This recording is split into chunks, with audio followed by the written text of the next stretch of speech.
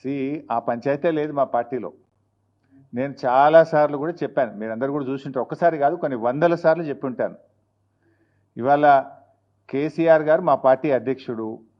ఆయన యొక్క ఆదేశాలను తూచా తప్పకుండా పాటించే ఒక క్రమశిక్షణ కలిగిన కార్యకర్త హరీష్ రావు అని చెప్పిన.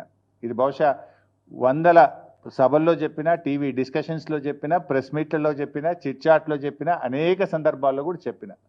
సో మీరు అన్నట్టు కేటీఆర్ గారికి నాయకత్వం అప్పచెప్తే స్వాగతిస్తాను. డెఫినెట్గా ఐ కోఆపరేట్.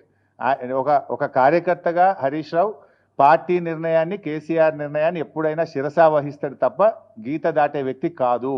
ఇది నా 25 ఏళ్ల రాజకీయ ప్రస్థానం చూపిస్తుంది. 25 ఏళ్ళ నుంచి నేను బీఆర్ఎస్ పార్టీలో ఉన్నాను. పార్టీ జెండా పుట్టుక నుంచి ఈ రోజు వరకు కేసీఆర్ గారి అడుగుజాడల్లో వారి సూచనలకు అనుగుణంగా పనిచేసేటువంటి ఒక కార్యకర్తగా హరీష్ రావు పనిచేసిండు, రేపు కూడా చేస్తాడు.